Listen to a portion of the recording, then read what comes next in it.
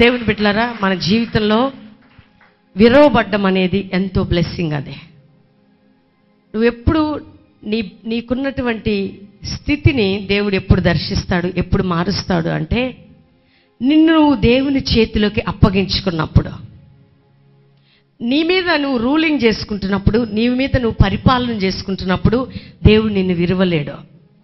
నువ్వు దేవుని చేతిలోకి వచ్చినప్పుడు దేవుడు ఎలా విరుస్తాడంటే నిన్ను అనేక రీతులుగా నిన్ను విరగ్గొట్టి, నలగొట్టి, పగలగొట్టి ప్రజలకి ఆశీర్వాదకరంగా నిన్ను మారుస్తాడు.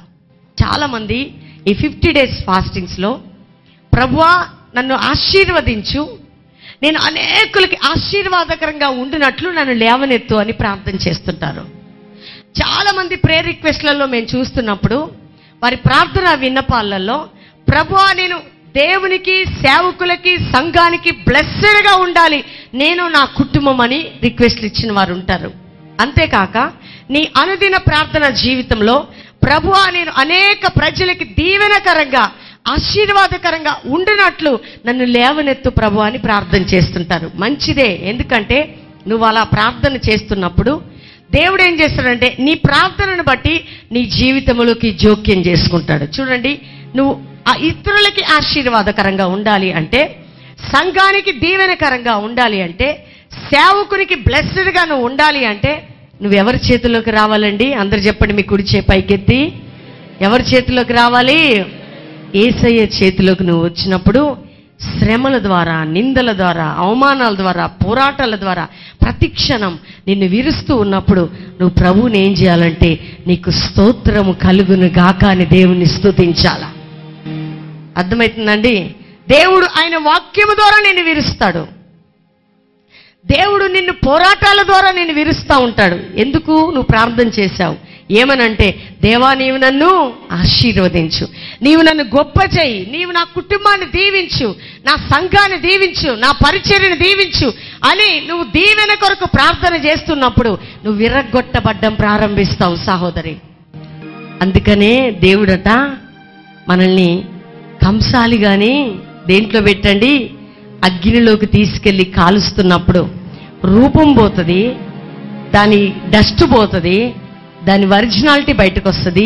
షేప్ చేస్తున్నప్పుడు నువ్వు ఒక వస్తువు ఆర్డర్ ఇస్తే, నువ్వు ఒక గొలుసు ఆర్డర్ ఇస్తే ఆ షాప్ యజమాని అంటాడు 10 days తర్వాత రండి, 15 days తర్వాత రండి, నేను తయారు చేసి ఇస్తానంటాడు. అంటే దాన్ని తయారు చేయటానికి తన నిపుణత అంతా కూడా ఉపయోగించి, పరికరం అంతా ఉపయోగించి అందంగా షేప్గా తయారు చేయాలి అంటే ఆ గోల్డ్ నల్లగా మారిపోవాలి, మరలా చితగొట్టబడాలి, కొలిమిలోకి వెళ్ళాలి, మళ్ళీ కంసాలి చేతిలో నుండి ఒక మంచి షేప్ అయి నీ మెడలోకి రావాలి. అప్పుడు అందరూ అంటారు చాలా బాగుంది, ఎక్కడ చేయించుకున్నావు అంటారు. కానీ ఎంత విరగ్గొట్టబడితే దానికి షేప్ వస్తుంది. ఒక క్రైస్తవుడు అయిన నా జీవితంలో దేవుడు మనల్ని షేప్ చేయటానికి, వంకర టింకర్లు తయారు చేయడానికి కొలిమిలో కాలుస్తుంటాడు. ఇబ్బందులు కొలిమిలో, శ్రమల్లో సరి చేస్తుంటాడు. ఎక్కడ నీకు గర్వం ఉందో, ఎక్కడ అతిశయం ఉందో, ఎక్కడ కోపం ఉందో, ఎక్కడ ఓపిక లేదో, ఎక్కడ ప్రేమ లేదో, ఎక్కడ నువ్వు సరిగ్గా లేవు, ప్రార్థనలో, ఉపవాసాల్లో నిన్ను నన్ను చెక్కుతున్నప్పుడు మనం ఏమైపోవాలంటే కంసాలి చేతిలోకి బంగారము వెళ్ళిపోయినట్టు మనము వెళ్ళిపోయినప్పుడు దేవుడు ఏం చేస్తాడంటే మన ద్వారా గొప్ప కార్యాలు ప్రపంచంలో చేస్తాడు. ఎప్పుడండి? కాలిపోయినప్పుడా, పగిలిపోయినప్పుడా, మనం మనలాగే ఉన్నప్పుడా? నువ్వు ఎంత మంచిగా ఉంటావో, నువ్వు దేవుని నమ్ముకొని ఒక మంచి క్రైస్తవ జీవితంలోకి ఎంటర్ అవుతున్నప్పుడు ప్రభు ఏం చేస్తాడంటే నిన్ను పరిశీలన చేయటం ప్రారంభిస్తాడు. స్తోత్రం చెప్దాం అందరం. నిన్ను పరిశోధించడం ప్రారంభిస్తాడు, ఆయన పరీక్షించడం ప్రారంభిస్తాడు, నిన్ను ఇబ్బందులు కొలిమిలోకి తీసుకెళ్లడం ప్రారంభిస్తాడు.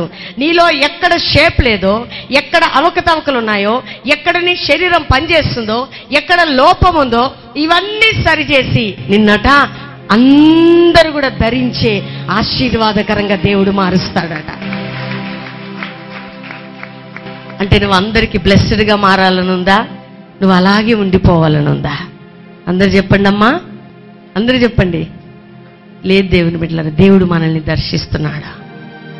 దేవుడు మనల్ని ఈ ఫాస్టింగ్లో, నేను ఒక మాట, మొన్న ఒక యవనస్తుడు నా దగ్గరికి వచ్చి అడిగాడు, మేము ప్రార్థనలో ఉండాలి, ఉపవాసంలో ఉండాలి, బయటికి రాకుండా ఉండాలి, దేవునితో గడపాలి, గంటలు గంటలు గడపాలి, నేను కూడా పాస్టర్ గారి లెక్క ఫాస్టింగ్లో ఉండి ప్రేయర్లో ఉండి గడపాలి అని ఆశపడుతున్నాను. నేను అన్నాను, సరే దైవజనుడు కొన్ని రోజులు ఒక ఫాస్టింగ్ ఉంటాడు బాబు, కొన్ని రోజులు ఒక ఫాస్టింగ్ ఉంటాడు, నీకు ఉపవాస ప్రార్థన గురించి నేను కొన్ని విషయాలు చెప్తాను, జాగ్రత్తగా వింటావా అని అడిగాను. అప్పుడు మా స్టూడెంట్స్ కూడా ఉన్నారు. ఆయన వేసే ప్రశ్న ఏంటంటే, ఫాస్టింగ్ ఉండి నేను ఏమైపోవాలంటే, ప్రార్థనలో ఉండి నేను ఎట్లయిపోవాలంటే గొప్ప వ్యక్తిని అయిపోవాలా? ఉపవాసం ఏం చేస్తుందంటే నిన్ను గొప్ప వ్యక్తిగా చెయ్యదు, కానీ గొప్ప క్రీస్తు రూపంలోకి నిన్ను మారుస్తుంది. అయితే నేనేం చెప్పాను, ఫాస్టింగ్ అనే మాటకి అర్థం చెప్తూ, నీకు ఎలాంటి టీచింగ్ ఇచ్చారు? స్టూడెంట్ అడుగుతున్నాడు. ఉపేక్షించుకోవడం, ఉపవాసం అంటే ఉపేక్షించుకోవడం, ప్రార్థన చేయడం. దేనికి ఉపేక్షించుకోవడం? ప్రార్థనకి. సరే బాబు, ఉపవాస ప్రార్థన గురించి నేను శ్రేష్టత చెప్పడం మొదలుపెట్టా. జాగ్రత్తగా మీరు కూడా వినాలి దేవుని బిడ్డలారా. ఫాస్టింగ్ అంటే నువ్వు భోజనం మానేసి రూమ్లో కూర్చొని ప్రార్థన చేస్తున్నావు, మంచిదే. దానియేలు ఉపవాసం ఉండి ప్రార్థన చేయడానికి దేవుని సన్నిధికి వెళ్ళినప్పుడు దేవుడు ఒక అద్భుతం చేశాడు. నీ నీతి, నీ స్వనీతి వేస్ట్, నా నీతి ముందు నీ నీతి వేస్టే అనే మాట ఎప్పుడైతే దానియేలు దేవుని సన్నిధిలో గ్రహించాడో, అప్పుడు మేము మా యొక్క పితరులు పాపులని ప్రార్థన చేశాడండి. మంచిదే, నువ్వు ఫాస్టింగ్ ఉంటాం, దేవుని సన్నిధికి వెళ్ళి గడపడం. ఫాస్టింగ్ ఉంటే, ఉపవాసంలో నిజమైన ఫాస్టింగ్ ఏంటంటే, నీ శరీరాన్ని జాగ్రత్తగా వినాలి. భోజనం మానేసి నువ్వు ఏ విధంగా దేవుని సన్నిధిలో గడుపుతున్నావో, భోజనం ఎలా మానేస్తున్నావో, నువ్వు ఫాస్టింగ్ ఉండటం అంటే అప్పటి వరకు వచ్చే నీ శరీరంలోకి వచ్చే కోపం, నీ శరీరానికి వచ్చే అసూయ, నీ శరీరానికి వచ్చే ద్వేషం, నీ శరీరం ద్వారా పనిచేస్తున్న కుళ్ళు, నీ శరీరంలో పనిచేస్తున్న సర్వాన్ని అణగద్రొక్కి నీలో క్రీస్తుని చూపించడమే నిజమైన ఫాస్టింగ్. కొన్నిసార్లు మనల్ని మనం చితగొట్టుకోవాల్సిన పరిస్థితులు వస్తాయి. కొన్నిసార్లు మనల్ని మనం నలగొట్టుకోవాల్సిన పరిస్థితులు వస్తాయి. దేవుడు పరీక్షిస్తున్న టైంలో, దేవుడు టెస్ట్ చేస్తున్న టైంలో దేవుడు అంటాడు, నువ్వు కానీ అందులో నుంచి ఆ క్షణం నువ్వు బయటకు వచ్చినప్పుడు, నా ప్రియకుమారుడు, నా ప్రియకుమార్తె, నువ్వు పాస్ అయ్యావంటాడు. అందుకని మీరు ఉపవాసం ఉన్నప్పుడు గుద్దులాడుదురు, మీరు ఉపవాసం ఉన్నప్పుడు పనివారి చేత బాగా కష్టం చేయించుకుందరు, మీరు ఉపవాసం ఉన్నప్పుడు చాలా ఇవి చేస్తారు, మీరు ఉపవాసం ఉన్నప్పుడు అది చేయరు అనే మాట అంటానికి కారణం ఏంటంటే, నువ్వు ఫాస్టింగ్కి, ప్రార్థనకి, దేవునితో గడపడానికి నువ్వు పూనుకుంటున్నప్పుడు నీలో కొన్ని ఈ లోక సంబంధమైన శక్తులు పోరాడతాయి. అదే మనం చదవబోతున్నాం. ఎఫెసీయులకు రాసిన పత్రిక 6వ అధ్యాయం. తుదకు ప్రభు యొక్క మహాశక్తిని బట్టి 10వ వచనం నుండి నేను చదువుతున్నాను. తుదకు ప్రభు యొక్క మహాశక్తిని బట్టి ఆయన యందు బలవంతులై ఉండుడి. మీరు అపవాది తంత్రములను ఎదిరించుటకు శక్తిమంతులగునట్లు దేవుడిచ్చు సర్వాంగ కవచమును ధరించుకొనుడి. ఏలయనగా మనము పోరాడుతున్నది శరీరులతో కాదు గాని ప్రధానులతోనూ, అధికారులతోనూ, ప్రస్తుత అంధకార సంబంధులకు లోకనాథులతోనూ, ఆకాశ మండలమందున్న దురాత్మ సమూహములతోనూ పోరాడుచున్నాం. అందుచేత మీరు ఆపద్దినమందు వారిని ఎదిరించుటకు సర్వము నెరవేర్చిన వారై నిలువబట్టకును శక్తిమంతులగునట్లు దేవుడిచ్చు సర్వాంగ కవచమును ధరించుకొనుడి. 2 చోట్ల ఈ మాట రాయబడి ఉంది చూడండి. ఏలయనగా నడుమునకు సత్యమును దట్టు కట్టుకొని, నీతి అని మైమరుపు తొడుక్కొని, పాదములకు సమాధాన సువార్త వలన సిద్ధ మనసు జోడు తొడుక్కొని నిలువబడండి. ఇవన్నీ కాక విశ్వాసమును డాలు పట్టుకొనడి. దానితో మీరు దుష్టుని బాణములన్నిటినీ ఆర్పుటకు శక్తిమంతులగుదురు. గట్టిగా చప్పట్లు కొట్టి దేవుని మహిమపరచుదాం. అపోస్తలుడైన పౌలు తన సంఘానికి రాస్తున్న మాటలండి. నీకు శత్రువు ఎవరంటే మనుషులు కాదు. శత్రువు ఎవరండి? అందరు చెప్పాలి. నీకు శత్రువు ఎవరు? అపవాది శత్రువు. నువ్వు శరీరంతో నువ్వు పోరాడట్లేదు. చాలా మంది అనుకుంటారు, ప్రార్థన చేయటానికి నువ్వు దేవుని సన్నిధికి వెళ్తున్నప్పుడు ఎన్నో ఆటంకాలు నీ జీవితంలోకి వస్తాయి. ప్రార్థనకై నువ్వు వచ్చినప్పుడు నీ శరీరం నీతో పోరాడుతుంటది. చూడండి, నేను ప్రార్థనకై దేవుని సన్నిధిలో గడిపించడానికి వచ్చినప్పుడు చూడండి, ఎవరైతే మెయిన్ వ్యక్తులుగా సౌండ్ సిస్టమ్ కానీ, పాటలు పాడేవారు కానీ, కీబోర్డ్ కొట్టి అందరినీ అపవాదం ఏం చేస్తుందంటే కంట్రోలింగ్ చేస్తుంటుంది.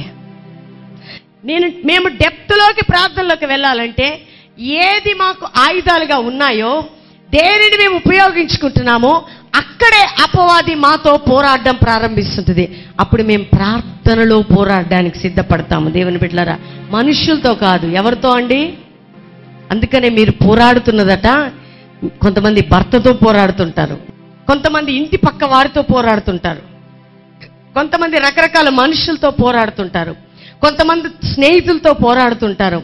నువ్వు లోక సంబంధమైన శరీరులతో నువ్వు పోరాడడానికి కాదమ్మా. అందుకని ఇక్కడ ఏమంటాడంటే సర్వాంగ కవచమును మీరు ధరించుకొనుడి. అందుకే శత్రువుని ఎదిరించాలి అంటే, నువ్వు ప్రార్థనలో డెప్త్లోకి వెళ్ళాలి అంటే, సాతాను తంత్రములను ఎరగాలి అంటే, నువ్వు ప్రార్థనలోకి వెళ్ళినప్పుడు నువ్వు తెలుసుకోవాల్సింది ఏంటంటే, నువ్వు శరీరంతో పోరాడడానికి దేవుడు తన రక్తంలో నిన్ను కడగలేదు, కానీ లోకనాథుడితో అంధకార శక్తులతో పోరాడడానికి దేవుడు నిన్ను ఎన్నుకున్నాడు. మనం ఏం చేస్తుంటామంటే వారితో వీరితో పోరాడుతుంటాం. నిన్ను కృంగదీసే వారితో నువ్వు పోరాడుతుంటావు. నీ శత్రువు ఎవరంటే అపవాదండి. ఆ అపవాదిని ఎదిరించడానికి నువ్వు తొడుక్కోవలసిన ఆ కవచం ఏంటంటే, చెప్పండి అందరూ, గట్టిగా చెప్పాలి.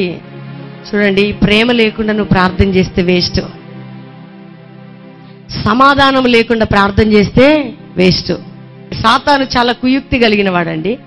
వాడు ఏం చేస్తాడంటే నీ మీద బ్లేమ్ వేయడానికి, నీ జీవితంలో సమాధానాన్ని దొంగిలించడానికి, ప్రేమను దొంగిలించడానికి, ఏ టైంలో ఏం చేయాలో అది చేయనీయకుండా నీతో పోరాడుతున్నప్పుడు నువ్వు ప్రార్థన టైంలో ప్రార్థన చేయాలి, సంఘములో పరిచర్య చేసే టైంలో పరిచర్య చేయాలి, పాటలు పాడే టైంలో పాటలు పాడాలి. ఏ టైంలో అది చేయడానికి నిన్ను నువ్వు సమర్పించుకోవాలి. చాలా సంఘాల్లో ఈ రోజుల్లో ఏంటంటే అపవాది పోరాటం బహుబలంగా ప్రబలుతున్నప్పుడు ఇక్కడ ఏమంటున్నాడంటే, నువ్వు విశ్వాసం అనే డాలు పట్టుకోవాలి, దేవుడిచ్చి సర్వాంగ కవచాన్ని ధరించుకోవాలి. అందుకని ఇవన్నీ అంటే ప్రార్థనా జీవితం కలిగి ఉన్న వారికి ప్రేమ ఉంటుంది, సమాధానం ఉంటుంది, ఏముంటుందండి, అన్నీ ఉంటాయి. అందుకని అపోస్తలుడైన పౌలు కొరింథీయులకు రాసిన మొదటి పత్రిక 13వ అధ్యాయంలో ఏమంటాడంటే, నువ్వు భాషలతో మాట్లాడినా, దేవదూతల భాషలతో మాట్లాడినా, ప్రవచించినా, దర్శనాలు చూసినా, అన్నీ ఉన్నా నీలో ఏముండాలి? అందరు చెప్పండి అమ్మా, ప్రేమ ఉండాలి, నీలో తగ్గింపు ఉండాలి, నీలో సమాధానం ఉండాలి. ప్రార్థన చేసే వాళ్ళ ముఖాలు ఎట్లుంటాయి తెలుసా అండి? తేజరిల్లుతాయి. ఎట్లుంటాయి చెప్పండి అందరూ? మీ ముఖాలు పక్క వాళ్ళు చూడడానికి కూడా భయపడతారు. ఎందుకంటే నీలో ప్రార్థన శక్తి ఉంటే, నువ్వు ప్రార్థన చేస్తుంటే, నువ్వు నిజంగా రియల్గా మొరపెట్టే వ్యక్తివైతే నువ్వు శత్రువుని నీ ప్రార్థనలో అణగదొరుకుతున్నావు. నువ్వు శత్రువుని అణగదొరుకుతున్నావు అంటే నీలో క్రీస్తు స్వారూప్యం బయటకు వస్తుంటుంది. నీలో క్రీస్తు స్వారూప్యం బయటకు వస్తున్నప్పుడు నీ నిజమైన శత్రువు ఎవరో నువ్వు గుర్తించగలుగుతావు. అర్థమవుతుందండి? ఈ రోజుల్లో అది లేదు. సంఘానికి సంఘం శత్రువు, సహోదరుడికి సహోదరుడు శత్రువు, భర్త భార్యకి శత్రువు, భార్య భర్తకి శత్రువు, పక్కన వారికి పక్కన వారు శత్రువులు. ఈ రోజుల్లో శత్రుత్వం అనేది మనుషులతో ఏర్పాటు చేసుకుంటున్నారు. మన నిజమైన శత్రువు ఎవరంటే, అందరు చెప్పండి గట్టిగా, మీ చేయి పైకెత్తి చెప్పాలి. ఎవరన్నా వాడబడుతుంటే కొంతమంది ఇట్లా చూస్తూ ఉంటారు. వాళ్ళు ఎవరండి? నీ తోటి సహోదరి సహోదరులు గారా? ఎప్పుడు నువ్వు గుర్తించగలుగుతావంటే, దేవుని ఆ యొక్క అనుభవ జ్ఞానంలోకి నువ్వు వెళ్ళినప్పుడు, ఆ ప్రేమలోకి వెళ్ళినప్పుడు, ఆ ప్రార్థన గదిలోకి వెళ్ళినప్పుడు, ఆ డెప్త్లోకి వెళ్ళినప్పుడే నీకే ఆ మనసు వస్తుంది. అప్పటి వరకు నువ్వు చచ్చిపోవాలి. అందుకే నీ మనసు చనిపోవాలి. సాతాను నీతో పోరాడుతుంటది చూడు, నీతో మాట్లాడుతుంటది. నీకంటే వాళ్ళు చూడు ఎలా వాడబడుతున్నారు. నిన్నగాక మొన్న వచ్చిన వాళ్ళు నీ సంఘంలో ఎలాంటి బాధ్యతలు తీసుకుంటున్నారు చూడు. నీకంటే వారు ఎంత గొప్పవారు అయిపోతున్నారు. నీ ముందు వచ్చారు, బిల్డింగ్ కట్టేశారు. ఎవరిచ్చే థాట్స్ ఇవన్నీ చెప్పండి అందరూ?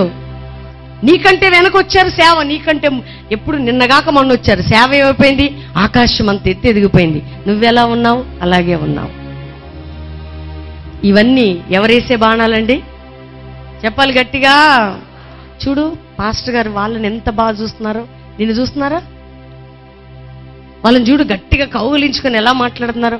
నిన్ను చూస్తున్నారా? చూడు నువ్వు ముందు వచ్చావు, నువ్వు కూర్చున్నా వాళ్ళు వాడబడుతున్నారు.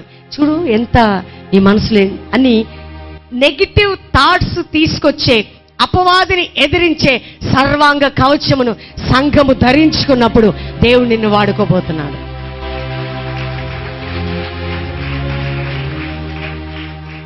నీలో ఎంత చచ్చిపోయావో దేవుడే నీ పక్క వ్యక్తిని లేపి వాడుకుంటాడు నీ ముందు.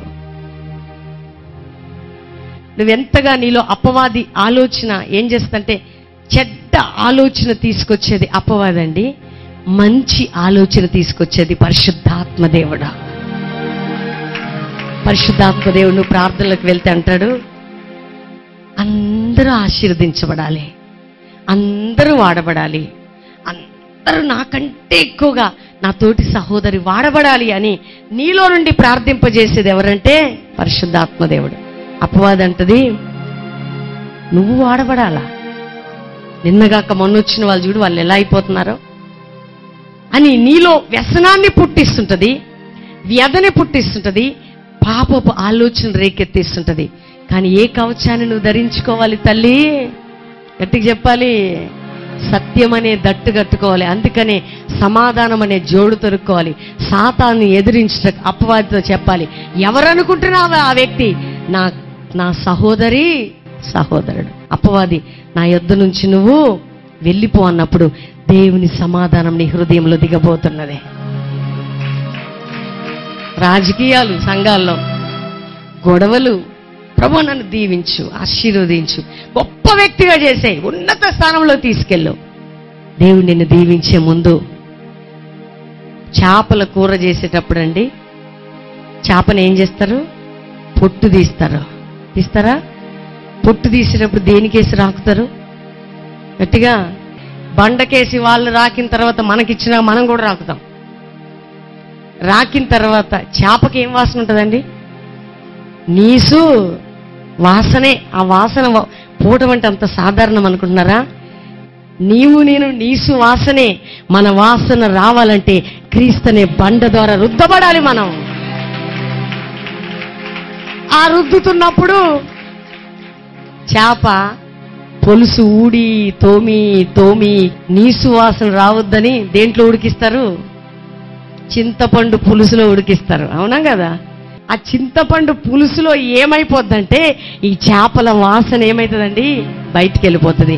దేవుడు నిన్ను నన్ను బండకి రాసి రుద్దాల్సినంతగా రుద్ది, తోమాల్సినంతగా తోమి, నూనె, ఉప్పు, కారం, వాక్యం, ప్రార్థన, అభిషేకం అన్నీ పెట్టి రాకి పొయ్యి మీద ఆయన అగ్నిలో ఉడికించి ఆయన ఏం పోస్తాడు? ఆయన దాని మీద శ్రమలు, నిందలు అనే పులుసు పోసి ఉడికిచ్చి అందరికి కూడా తినడానికి టేస్ట్గా పెడుతున్న టైంలో నువ్వు అనాలి, దేవునికి స్తోత్రం కలుగునుగాక అనాలా.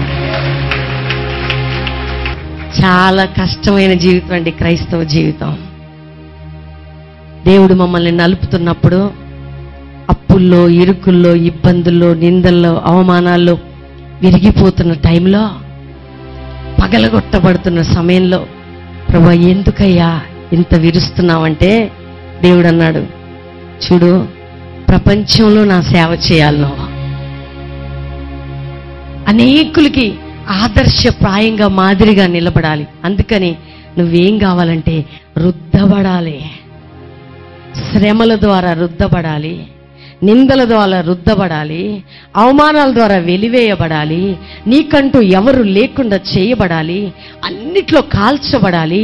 నీ మీద నా అభిషేకం, నా ప్రార్థన, నా సన్నిధి నీపై దిగాలి, అందరూ నిన్ను తినాలి. అప్పుడు నా బ్లెస్సింగ్ వారి నోట్లోకి వెళ్ళాలి. దేవుడు నీకు ఇచ్చిన ఆశీర్వాదాలను ఎత్తిపట్టి ప్రార్థన చేయి. ఓపికతో, ప్రార్థనతో, సత్యముతో, ప్రేమతో దేనినైనా జయించడానికి దేవుని సముఖమందు సిద్ధపడాలి తప్ప గొనగొద్దు. చెప్పండి, అందరూ ప్రార్థన చేసే వాళ్ళు గొనుగుతారండి? గొనుగుతున్నారా? గొనుగుతారు, సనుగుతారు, కొట్లాడతారు, నాకు లేదంటారు. కానీ పరిశుద్ధాత్మ దేవుడు అంటున్నాడు, ఈ ప్రార్థనలో, ఈ ఉపవాసం టైంలో నీవి ఈ స్థలంలోకి వచ్చిన సందర్భంగా, ఈ కార్యక్రమం చూస్తున్న సందర్భంగా ప్రార్థన ద్వారా నీ జీవితం సర్వ సత్యంలోకి దేవుడు నడిపించబోతున్నాడు. ఏ సత్యంలోకండి? గట్టిగా చెప్పండి. ఎందుకంటే ప్రభు నిన్ను మార్చబోతున్నాడు. దేవుడు నిన్ను ప్రేమిస్తున్నాడు కాబట్టి ఆయన నిన్ను గద్దిస్తున్నాడు. నువ్వేమనుకోవాలంటే దేవుడు గద్దించు నరుడు ధన్యుడట. నువ్వు ధన్యుడివా ధన్యురాలువా? చెప్పాలా? ధన్యులమా మనము? ధన్యురాళ్ళమా? ఎంత భాగ్యం అండి. ఎందుకంటే రోజు రోజు తన వాక్యం ద్వారా నిన్ను చెక్కుతున్నాడు. అట్లాగే చేపని కానీ తోమినట్టు ప్రతిదీ మీరు చూడండి, నీవు వండుకొని తినేది ప్రతిదీ కూడా దేవుడు ముక్కలు ముక్కలు చేస్తాడా, దాన్ని శుభ్రపరుస్తాడు. అందుకని మనం ఆశీర్వదించబడాలి అంటే, మనము దీవించబడాలి అంటే, మనము బలమైనటువంటి పాత్రగా చేర్చబడాలంటే ముక్కలు ముక్కలుగా మనం విరగొట్టబడాలి దేవుని కోసం. కార్యక్రమం చూస్తున్న బిడ్డలపై ఇప్పుడే నీ సన్ని దిగునుగాక ప్రభా. వారి హృదయాలు తెరవబడునుగాక. నీ శక్తితో బలముతో వారు నింపబడుతురుగాక ప్రభా. ఆపత్తినమందు అపవాదిని ఎదిరించుటకు ఆయన నీతిని సత్యమును ధరించుకొని ప్రార్థనలో పోరాడే శక్తివంతులుగా మార్చబడుతురుగాక అని ప్రార్థన చేస్తున్నాను ప్రభా. పోరాడుతున్నది శరీరంతో కాదు కానీ, లోకముతో కాదు కానీ, అపవాది శక్తులతో గ్రహించి ప్రార్థనలో పోరాటానికి కృప దయచేయండి నాయన. ప్రార్థన పరులని, ఎస్తేర్లని, ఎఫ్రాలని నీ ప్రజలని లేపుకో ప్రభా. ఈ కార్యక్రమం చూస్తూ ఉండగానే వారి జీవితాలు నీ కోసం మండాలి, వారు ప్రజ్వలించబడాలి, నీ శక్తితో అభిషేకంతో నింపబడాలి ప్రభా.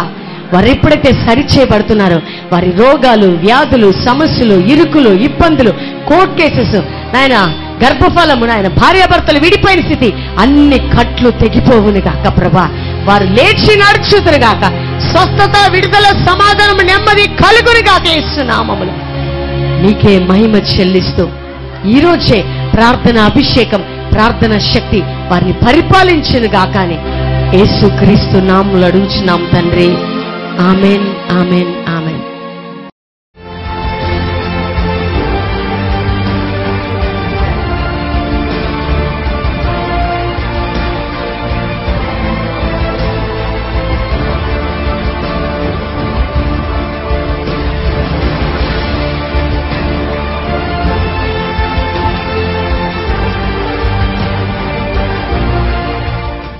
రజిత అని పేరు పెట్టి. రజిత పేరు పెట్టి పిలిచారు. నీకు ఏదైనా అనారోగ్యంతో బాధపడుతున్నావా? 5 years నుంచి హెడేక్. 5 years నుంచి హెడేక్. దేవుడు పిలిచాడండి. అందరూ మీ కుడి చేయి పైకెత్తండి. ఈ బిడ్డకి ఇంక ఈ సిక్నెస్ ఎన్నడూ రావద్దు. పేరు పెట్టి పిలిచిన దేవుడు నీ సన్నిధి నీ బిడ్డను తాకును గాక. ప్రైజ్ ది లార్డ్ అండి. మేము వరంగల్ నుంచి వచ్చాము. నాకు నిన్న ఈవినింగ్ నుంచి ఇటు లెఫ్ట్ సైడ్ మెడ నుంచి చెయ్యంతా బాగా పెయిన్గా ఉంది. ఇంతకుముందు ప్రేయర్లో ఏకీభవించి చేయి పెట్టుకొని ప్రేయర్ చేసినప్పుడు దేవుడు అద్భుతంగా స్వస్థతపరిచాడు. దేవుని నామానికి స్తోత్రం కలుగును గాక. డాడీకి వందనాలు. నేను చాలా తల బరువుతో వచ్చాను. నేను ప్రార్థన చేస్తుండగా నా తలలో బరువు తగ్గింది. దేవుడు నన్ను ముట్టి స్వస్థపరిచాడు. ఎప్పటి నుంచి బాధపడుతున్నావు? 2 days నుంచి తల బరువుతో బాధపడుతున్నాను. 2 days నుంచి? 2 days నుంచి ఉంది. ఇప్పుడు నీకు స్వస్థత జరిగింది. తల ఫ్రీగా ఉంది, బాడీ కూడా ఫ్రీగా ఉంది. దేవుని నామానికి స్తోత్రం. మమ్మీ డాడీకి వందనాలండి.